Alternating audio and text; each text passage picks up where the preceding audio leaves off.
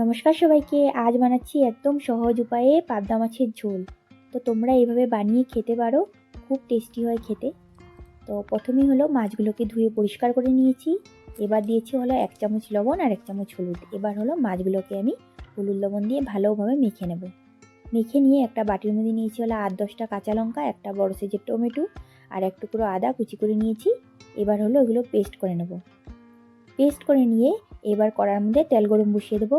তেলটা হলো খুব ভালোভাবে গরম করতে লাগবে, কারণ আঁশ ছাড়া মাছ যেহেতু ফট করে কড়ার মধ্যে লেগে যেতে পারে।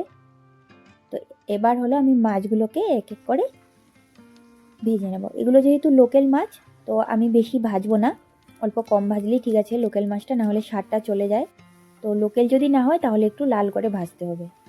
তারপরে আবার কড়ার মধ্যে অল্প তেল দিয়েছি, 2 চামচের মতন তেল দিয়ে 1/2 চামচ কালিজিরা ফোড়ন দিয়ে কাঁচা মশলাগুলো অ্যাড করে দিয়েছি হলো 1/2 চামচ হলুদ গুঁড়া, 2 চামচ হলো জিরে ধনে গুঁড়ো। এবার মশলাটাকে আমি ভালোভাবে কষিয়ে নেবো যতক্ষণ না মানে মশলা থেকে তেল ছেড়ে যায়। তেল ছেড়ে দিলে এবার মিক্সির বাটিটা ধুয়ে আমি 1 বাটি পুরো জল অ্যাড করে দেবো। এবার জলের সাথে আমি মশলাটা ভালোভাবে মিশিয়ে নেব। মশলার সাথে মিশিয়ে এবার আলুগুলো অ্যাড করে দেবো। আলুগুলো আমি লম্বা লম্বা করে কেটে, বড় সাইজের একটা আলু নিয়েছিলাম, কেটে হলো অল্প সেদ্ধ করে নিয়েছিলাম। না হলে দেখা যাবে যে মাছ সেদ্ধ হয়ে যাবে কিন্তু আলুই সেদ্ধ হবে না, এই জন্য আর কি। তো আলুগুলো অ্যাড করে আমি এখানে হলো মাছগুলো সবগুলো অ্যাড করে দিয়েছি। এবার এটাকে হলো আমি মিডিয়াম ফ্লেমে 10 মিনিটের মতন ফুটিয়ে নেব।